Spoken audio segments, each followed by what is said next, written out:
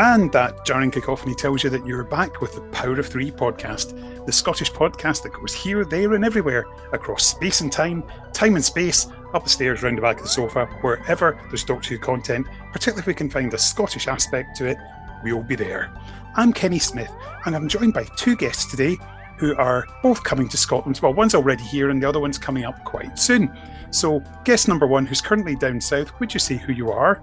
Hello there, I'm Kevin Jon Davies, and I was formerly an animator, then I became a programme maker, documentaries mostly. I dabbled in comedy and drama as well, and now I'm a Sunday Times best-selling author of the book 42, The Wildly Improbable Ideas of Douglas Adams.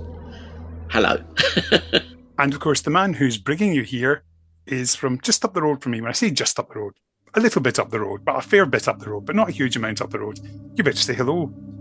Hello, I'm Chris Cassell. I'm a freelance animator and graphic designer, and I've put together Sci-Fife and this event that we're about to chat about. So great to be here, Kenny. Thank you.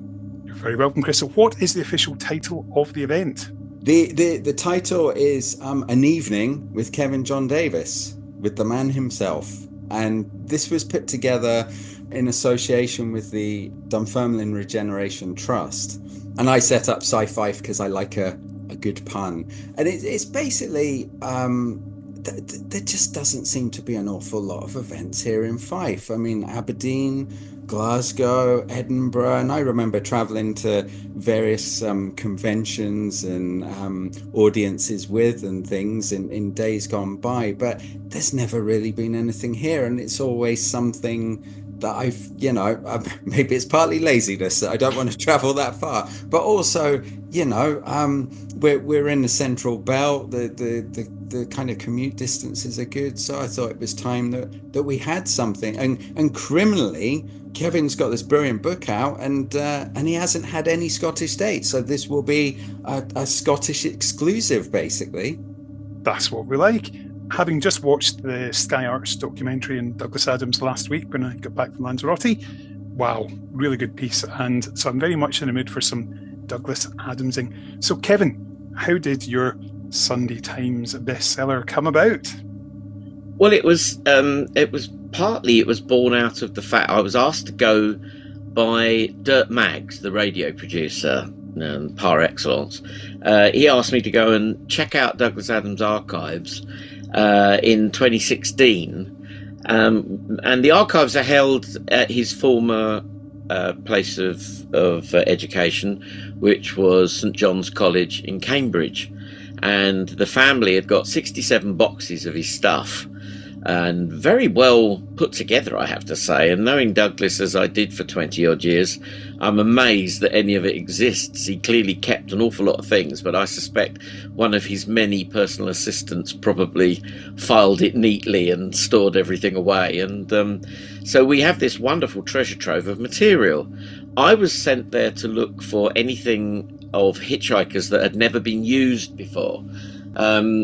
Fans who've read his books may know that there was a sixth official continuation of Hitchhikers written by the Irish author Owen Colfer, and Dirk Maggs had made all the other radio shows from the later books, and so it was obvious that this one ought to be done as well, while the remaining cast were still available.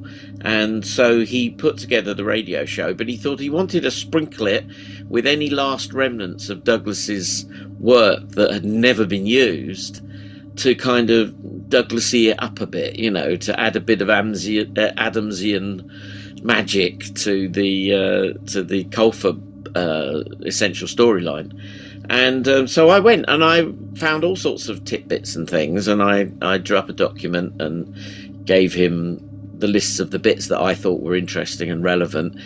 There weren't a lot, it has to be said. Douglas was very frugal with his stuff. I mean, he was well known for reusing stuff later on in other projects, but he didn't overwrite. He tended to write backwards, as they said. You know, he would précis, and his pieces would get shorter and shorter and shorter. So it's not like there wasn't a lot of extraneous stuff. But as I was going through it and reading the comments to himself, where he was berating himself for not working hard enough, for not remembering a note that he should have made a note on last night, and ideas and things that had got away from him, I could see that there was a lot in there of Douglas talking to himself, and I thought, this should be a book sometime.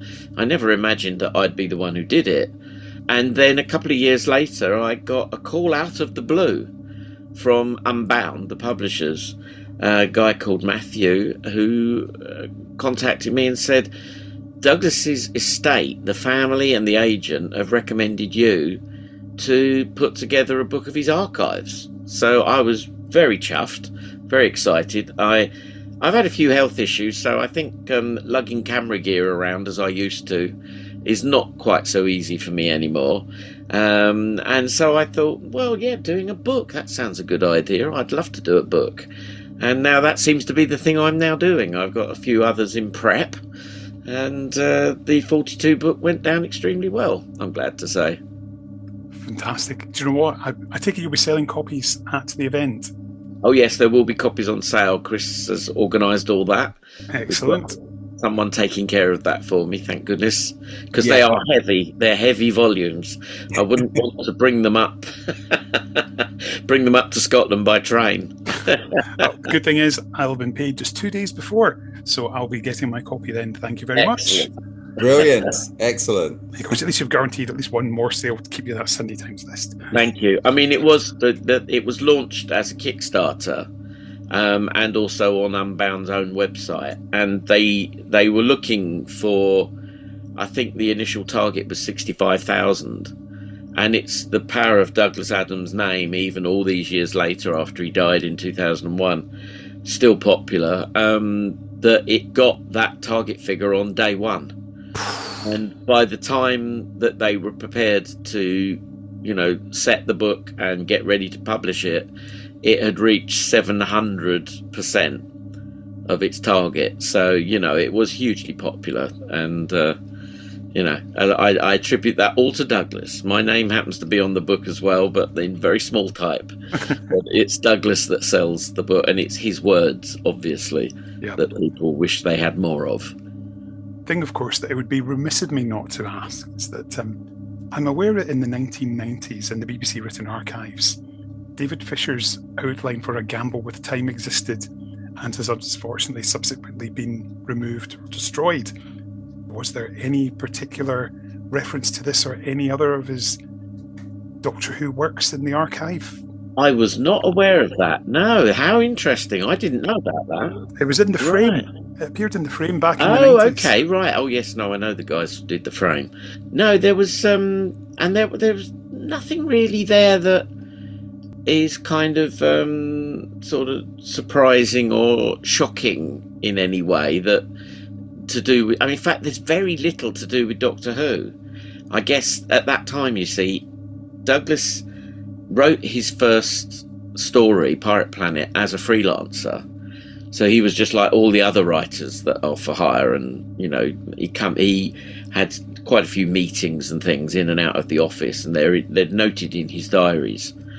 But so there's quite a bit on the first one, Pirate Planet. There's very little on the rest, because by that point he'd taken the full-time job. This is before he was rich and famous, so he felt he needed a regular job, and so he was at the Doctor Who office. So I guess everything would have been kept there, what was kept, and so he didn't so much bring his work home with him in those days. So there's not a great deal of sort of drafts of all the other stuff. But they've all been very successfully, his 3 stories have been very successfully adapted. And Doctor Who and the Cricket Men, which was his, it was a film idea, really, essentially, which he then changed into the 3rd Hitchhiker book. That also got adapted. And I think it's great that they are out there, because when I first met him in 1978, we were trying to persuade him that maybe doing a book of Pirate Planet would be a good idea. And he said, oh, yeah, I gather those sort of things happen automatically. I haven't really got time for it at the moment. Well, he never did have time for it. And I don't think Target Books had deep enough pockets, because Douglas was, a publishing phenomenon, and they couldn't really run to the kind of fees that he very quickly could demand. And so he never got to adapt his own Doctor Who stories, sadly, into novels. I suppose the thing is, even if he had started back then, he'd probably still be on episode 2 now. Well, he was terrible procrastinator, and he was not the most prolific of authors, as we know. We all are fans like myself wish that he'd written a great deal more, and the troubles that he had with trying to write. I mean, he never wanted to be a novelist. He kind of fell into that by accident. And then, of course, because it was such a huge hit and sold in millions around the world, translated into 43 languages now. It used to be 42, which was quite appropriate. But if you include English, 43 different languages. So, he just got asked to do more and more of the same. And he was very, very fed up with it. He kept announcing that each book would be his last. He had another dabble with Dirt Gently. Many people may know that short series of books. There was an unfinished novel that got published after he died. But I think probably his best book was his own personal favourite of his own work, which was Last Chance to See, which was his only real factual book. And yet it's one of his funniest, and I recommend that if people haven't tried it. It was his stories of his travels around the world looking at endangered species, which was a subject very dear to his heart. So I had no idea about the fat land parrots that don't fly. I had no idea they were a thing. I can't remember. They start with a K, I think, from Australia or New Zealand. The kakapo. It was. It's funny you should bring that up, because I was just recently back from honeymoon in New Zealand, and we saw them in a wildlife park, and they're very curious, very interested in people, and you could just walk in, and they would kind of come up to you and look at you. They were, like it explains in the documentary, they had no kind of defense mechanism or being wary of humans at all. They're very sweet with they developed, and they had no predators until mankind came to their island, and brought dogs and rats and other things. They had nothing to be feared of, so they'd given up flying and just got rather fat and quite happy on the ground, except when they decided to run up a tree and try and jump out of it and plummet to the ground. So they are quite endearing, and there's a very funny video of Douglas's great friend was Stephen Fry, who went and followed in his footsteps 20 years later and did that TV series about what had become of the species that Douglas and Mark Carwadine had travelled all around the world looking at back in sort of round about 89, 90 is when they did their big travels. And the kakapo features in a very, very funny sequence where it jumps up and tries to mate with Mark Carwadine's head, much to Stephen Fry's glee. It sounds like the sort of thing you'd have loved to have animated back in the day, because it's probably very Hitchhiker's-esque. The thing was, I was never a character animator. I did a little bit of character animation, but it wasn't my forte. The company that I worked for, Pierce Studios, when I began my career, I mean, I had quite a good sort of training with them, and it really mainly did diagram animation. Lots of complex technical stuff, medical, engineering, all that sort of thing. And so I think the style of the animation that we did lent itself very well to The Hitchhiker's Guide, which was the thing that I spent my first year in the business working on. And I was already a big fan of the radio show, and I'd met and interviewed Douglas for a fanzine. When I landed on my feet, literally, it was just a chance meeting with the producer. Introduced him to my boss, Rod Lord, and we got the animation. And it's something I've talked about ever since. I'm going to coming up to Scotland. I'm going to bring some of the artwork, the actual Hitchhiker's animation artwork, to show people, along with a few other bits and pieces. So, yeah, it was a big deal for me, and it's something I'm working on the next book at the moment, which is all about the TV show of Hitchhiker's Guide, which I shall be talking about. Interesting. Now, mentioning animation, Chris, you said that you are an animator. Is that how you got to know Kevin in the first place? Yeah, it was very funny, really, because I mean, we're talking about well over 20 years, and I was at uni, Dundee Uni, doing my animation course, and unbeknownst to me, my lecturer, Fraser, he worked on various Disney animations, and I was doing my dissertation on Doctor Who, and he said, I know a guy called Kevin who's like big into Doctor Who, and he might be able to help you out. And immediately I remember saying, like, oh, not Kevin Davies, who did 30 years in the TARDIS, is it? Like, you know, kind of on point. And he was like, yeah, he's on the phone, have a word. And that was it. And we met in person. It would have been, I think, the following year down at the Curzon Cinema, where we were showing all our degree films. The Jill Curzon Cinema, by any chance? Yes. But I see what you did there. Yeah, so we met up at the Curzon Cinema, and we've become very good friends ever since. You know, and it, you know, it's just been brilliant. You know, and from then on we've kind of collaborated on some projects together. I was very fortunate.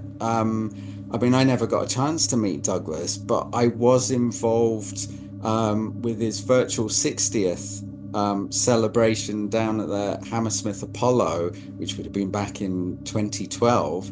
And it was at the after party where I was approached by Dirk Maggs to then provide some visual graphic elements for the Hitchhiker's radio show live tour. Which was a brilliant opportunity to work on. It was very exciting, and also, you know, so I feel like I owe Douglas one, you know, in lots of ways. It was well, apart from coming up for Chris's wedding last year, my previous trip up had been for that Hitchhiker's Live show, which started in Glasgow. That's where it began its first tour in 2012.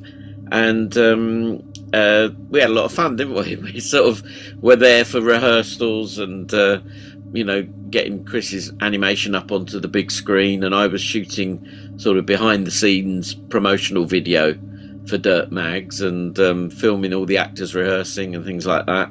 So, yeah, we kind of we lived a little bit of the Hitchhiker dream that at that time with much of the original cast.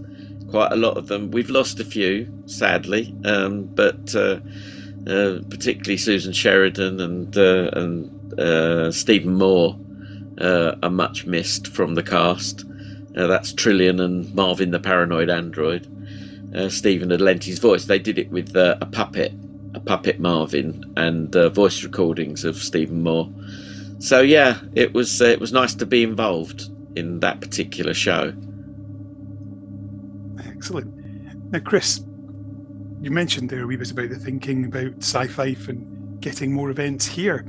So was this pretty much, as we would say, a shooty in for you to get Kevin? Yes, yeah.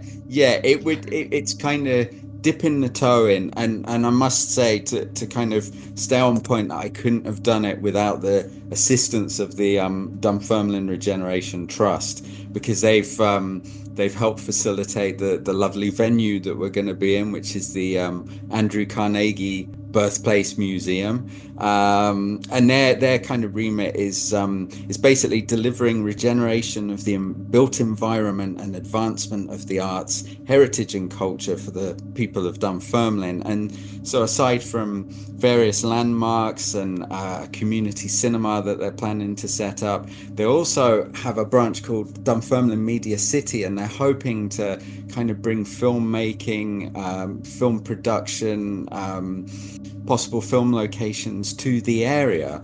And I thought, well, with this remit that they've got, it would be great just to bring people, with industry experience in. And for me, obviously being a big science fiction fan as well, that would be my first lead in. And as mentioned, because Kevin hadn't been up. I mean, Kevin did do some book tour dates. I wouldn't say they were vast, and I'd say that not too far out of Watford either, for that matter. I think the furthest north I got was Milton Keynes for their literary festival. I did enjoy it. They made me very welcome. I was very happy in Milton Keynes, but I would have been quite happy to travel further north. But I don't know what the publicity budget was for the 42 book, but it certainly sold itself well regardless. But I would have liked to have done a more fulsome tour, definitely. I always enjoy those kind of things. Douglas Adams enjoyed those sort of things, but I think he used it as an escape from writing. He loved travelling around the world and talking about his work. He used to say, and I interviewed him quite a few times, and I met him on and off across 20 years working on various projects with him. But he often used to say things like, I don't really like writing so much as I like having written. So he liked all the paraphernalia that followed, the parties going around the world. He was quite happy living out of hotels. And meeting the fans. He was really good with the fans, but there is an underlying suspicion that this was all displacement activity. This was a way of not having to sit there and write the next one. That does make sense, because I think that, having watched that documentary, I think Douglas's mental health is something that fascinates. When you read what he's written, and particularly the sounds of the notes that he was writing himself, berating himself, and being overly self-critical, and it's such a shame that almost like a self-tormented genius in a way. He was, and it's very clear when you look at his material, and I hope that comes across in the 42 book. I wanted people to open that book, and it is a big hefty coffee table book, that every page is a facsimile of his actual handwriting, his scribbly handwriting and his terrible typing. Where it's not very readable, we've transcribed it to make it easier to read. But it's all there, and they are actually his papers that you look at in the book. And it's clear that he really struggled, and he fought with his own... I mean, he spoke quite openly about the fact that he could get very depressed, and every person who ever knew him talks about that he had his lows. But he was also extremely enthusiastic about his topics. So yes, he was just, I don't know that he was ever diagnosed as bipolar, but he had that thing of being extremely elated and excited about all sorts of ideas that he would come across. He got very interested in real science, for example, and I feel if he'd lived longer, we may have got a real science book out of him. But yeah, he had his ups and downs, and I think if you read it in the papers, in the book, you can see that he worked at his stuff. The reason there aren't that many Douglas Adams books is the amount of sheer effort he put into each one, where he would worry at an idea and hone it and hone it and hone it, during which time it got shorter and shorter and shorter. So he's writing, it's what John Lloyd said, he wrote backwards, that he would make it very dense with ideas. And I think that's why a lot of very clever, very smart people that are fans of his, they see something in it. They can read between the lines and see the effort that's gone in. And it's the ideas that sparkle and the poetry of the language. He would work at those long, complex sentences where he would develop an idea and there were lots of commas and parentheses, and then at the end there'd be a little bit that would whip the rug from under you and make you laugh. And he said, whatever idea he came up with, he wasn't happy until he'd honed it down and made a good joke out of it. That's brilliant. Now, a word that Chris has mentioned a few times so far is with regards to Dunfermline is regeneration. And of course, Kevin, back in 1993, you were pretty much the god of Doctor Who fans. Oh, steady. Well, we lost the dark dimension. We got dimensions in time. Opinions on that may vary. But something that everybody loved was, of course, 30 years in the TARDIS and more than 30 years in the TARDIS. And of course, you later followed that up with Dalek Mania and Shakedown.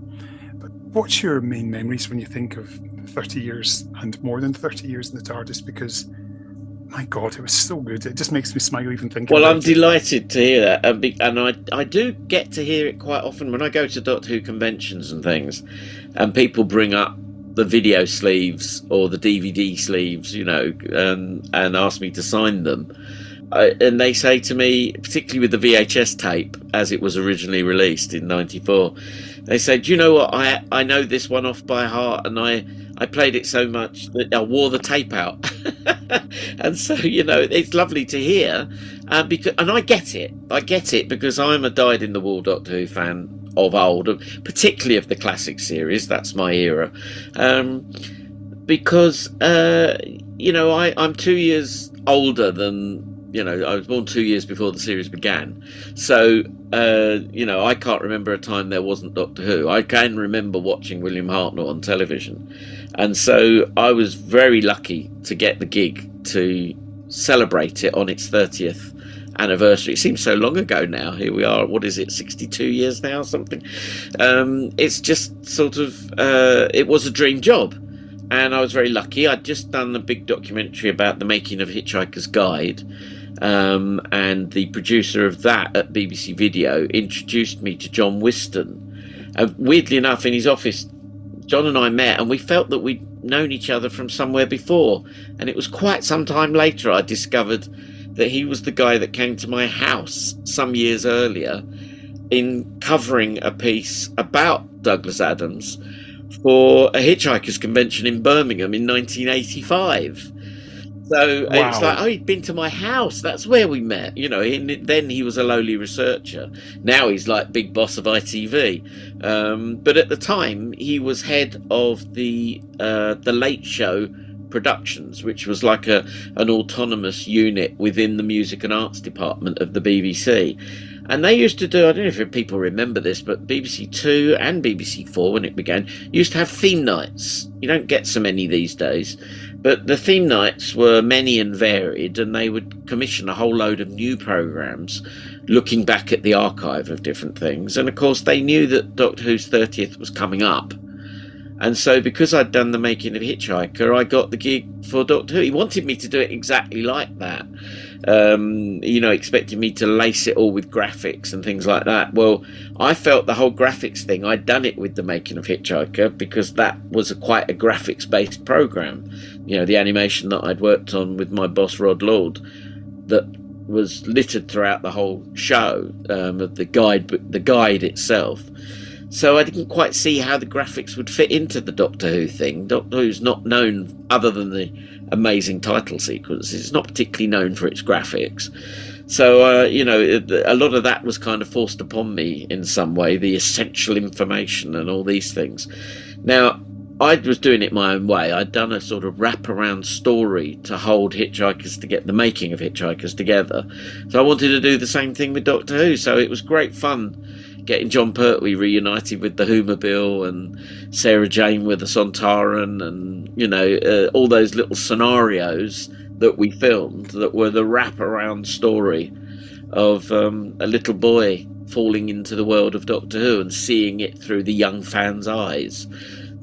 Josh, that was his name. Josh Maguire, a very clever little lad who I went to the casting at the stage school that he was at, and I had to reject sort of half a dozen different little kids because Josh just stood out from the rest. Even one of the others was his own brother, who was a bit miffed that Josh got the gig, but his brother kept giggling, whereas Josh took it seriously. And when I said, I want you to now hide behind that chair as if a monster's coming, and he took it so seriously, his little face was just brilliant. So it was it was obvious. It was so easy to cast based on that. And he was great. And it's funny that he was a bit of a fan at the time. I've met him since, and we were reunited quite some years ago now at a convention. Oh, he's all grown up, got kids of his own, and he didn't continue acting, which I think is very sad. There's a lot of child actors that show a great deal of promise. Not all of them make it through to adulthood, continuing in that vein. So, yeah. But yes, it was a wonderful opportunity, and we got to rebuild the Emperor Dalek throne room and all that sort of thing. It was enormous. It was great wish fulfillment, and they gave me a great deal of resources. And then we recut it to feature length the year after, and that's the one that everyone now remembers. Yeah, those advert breaks were just so good. But once upon a time, if only we could get a new version with some of the old character options adverts and things. Anyway, that's another story and another job for another person. Clever Prime. Oh, very good. I still say that because my daughter likes to drink Prime, the energy, I've never tried that. The hell it is. Well, it looks disgusting, but she likes that. And every time if I pick her one up, I'll just hand it over and go, Clever Prime. And she's like, she thinks I'm talking about Optimus or something like that, a Transformers reference, or Rodimus. But no, definitely not. Now, Chris, tell us about tickets for this event. Yeah, so tickets are available online. They're 10 of your Earth pounds, so they're not going to break the bank. It's a bargain to come and see Kevin in action. And they're available at kjd42.eventbrite.co.uk. Because Doctor Who is coming back this Saturday, and obviously the show is on Saturday the 26th of April, but fear not, because it's on iPlayer from 8 a.m, so you can always catch up with that and come along and see Kevin and myself at the Andrew Carnegie Museum. Fantastic. And how much is the book, Kevin? Well, I don't know how much. It's Waterstones, isn't it, Chris, that are organising this? Yeah, so Waterstones will be there on hand with copies of the books. I'm just assuming it's going to be is it £30 retail? Yeah, price? I have seen it at 25 in some places, but it's whatever Waterstones come up with, I guess. And also, for the benefit of your YouTube audience, there might be some of these wee guys. Oh, wow. There as well. So this is just a mini Marvin. Fantastic. That I 3D printed and finished. Not quite finished yet. Still needs a bit of paint work, but I thought that'd be nice to. He's lovely. Right. I'm so impressed. It'll probably be about a $5. Chris did me a little Marvin, slightly bigger one, I think. 3D printed, and it beautifully painted and everything, and it was a birthday present. I was very touched, and my desk needs one. I'm just having a look over at my work monitor here. At the moment, it's sort of decorated with my Funko Pop Pet Shop Boys, so I think it needs a Marvin. It definitely needs a Marvin. So, Chris, make sure I get one. I've got something else for the benefit of your YouTube audience, which is a prop I'll be bringing with me, which is the Hitchhiker's Guide itself. Wow. Now, this is the prop that I used in the making of Hitchhikers. So it is screen used and by Simon Jones as Arthur Dent himself. Actually, I'll tell you a funny story. That day when we were filming for the making of Hitchhikers in '92, and we were at the same house location they'd used in the TV show. It's on the road down to Brighton, East Grinstead way, and he'd gone in to get done up as Arthur Dent, and it's no secret he had a bit of a toupee to make himself look a bit more like he did 12 years earlier, and he got the famous dressing gown on, which he brought over from where he lives in New York, and he walked out of the house. So there's Arthur Dent coming out of his own house, walking up the road. Now, I'd been spending the previous 5 years working in commercials. Since Roger Rabbit, I worked on that for a year, and then I did a lot of commercials that combine animation with live action. And I used to stand alongside the camera, setting up to do special effects shots where we were going to add an animated element later. So I was quite used to standing there chatting with the cameraman and getting everything ready, and the director usually alongside me, And then Simon walks up to me dressed as Arthur Dent and says to me, "Okay, Gov, where do you want me?" And I tell you the truth, that was at that point, this is my first directing gig for the BBC. It was only at that point I suddenly realised I was in charge. Because I was so used to being like the animator's eyes and ears on set as an advisor, and suddenly there I was directing. So it was kind of a bit of a shocking moment. I was very fond of that. They were all very nice to me. I had Alan Bell, the original TV show producer director, alongside me, giving me he was acting as producer for that project and giving me hints and things and saying, hey, do you want to think about lining up over here or whatever? So they and Alan was brilliant on the original show, allowing me full access, which is how I'm able to write the next book about the TV show, because I had complete access at all sorts of levels that I probably shouldn't have. I even had a borrowed portable VHS kit and shot some behind the scenes footage, which became the backbone of my making of documentary, a retrospective 12 years after the show. And it was a VHS kit, and I remember being in studio. I'd say portable. I had a friend who was carrying the big heavy machine, the actual VTR, and a big thick cable to the camera. That's how there was no camcorders in those days. And we even had a BBC cameraman ask us, is this ENG kit we hear so much about? ENG, electronic news gathering. They thought it was a professional bit of kit that we were testing out for the BBC. And no, this is just amateur video, what would become home video. We were sort of very lucky to have access so early. So yeah, it was great. I got a lot of photographs. I kept all the scripts. I've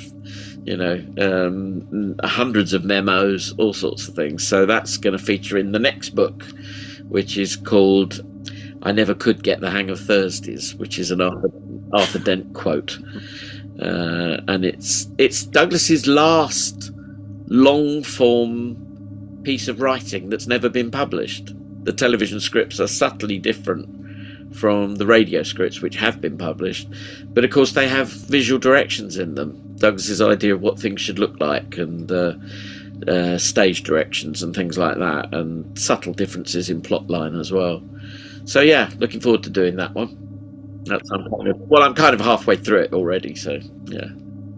That's good, but you're definitely further ahead than Douglas would have been, so that's always a good thing. Yes, that's right, yes. Brilliant. Well, Chris and Kevin, thank you so much for taking the time to come on and chat. Obviously, I will see you at the event itself. And yes, we fully encourage anyone who's got an interest and they're located in Central, or in fact, no, they're located in Scotland, just buy a ticket, come along, and it sounds like it's going to be fun, because if I hadn't been planning to come, Kevin, you'd have sold me it already. Thank you very much. Well, I'll be talking a little bit about Jerry Anderson as well, who I worked for on, if anyone remembers, Terrorhawks in the 19... Oh my God! Stay. Don't move. Headset's coming off. Well, Kenny's now going into his wardrobe. What's he bringing back? I have got here. Oh, wow. Sergeant Major Zero football. Oh my goodness, I think I had one of those. It gradually deflated over many years. Yep, this one's deflated, but if you look in the back, you see there's some silver writing. Oh, it's Jerry. There it is, Jerry Anderson. Wow. I got Jerry to sign this, so oh my God. Oh, we're not going to start on Terrorhawks, because we could be here for like the rest of the year. Because I love Well, I did do graphics for that, and I also did personal appearances, including I did a short tour of Scotland as Zelda and Youngstar. Not at the same time. Sorry, I'm just sorry. Zelda in the morning, Youngstar in the afternoon. I thought you were going to say Zelda's your Saturday night name, but there we go. Anyway, guys, it's been fantastic. But before we go, Kevin, we do like to play with a song. So I'm giving you the honour of picking whatever you wish. It could be anything Hitchhikers related, it could be Doctor Who related, it could be Terrorhawks related, it could be Kate Kestrel singing SOS. But the choice is yours. No pressure. Oh, I'm going to go for an old favourite with which I ended 30 years in the TARDIS, or more than 30 years in the TARDIS, which was John Pertwee's Who is the Doctor? Fantastic. Guys, thank you once again, and please do visit the website. We gave you the details earlier, they'll be in the show notes, so we'll hopefully see you there at 5. Do come up and say hello. Until then, I've been Kenny Smith. You've been Kevin Jon Davies, and you've been Chris Cassell.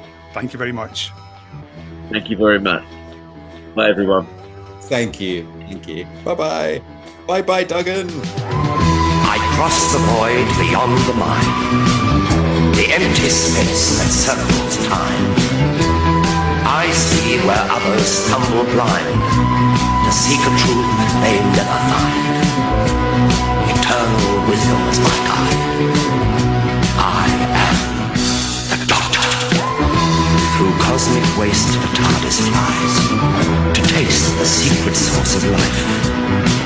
A present science can't deny exists within, outside, behind the latitude of human minds.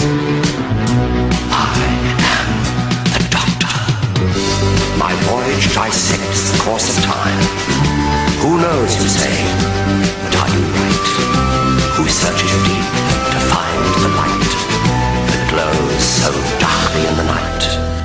Toward that point I guide my fleet. As fingers move to end mankind, metallic teeth begin their grind. With sword of truth I turn to fight the satanic powers of the night. Is your faith before your mind? Know me, am I the Doctor?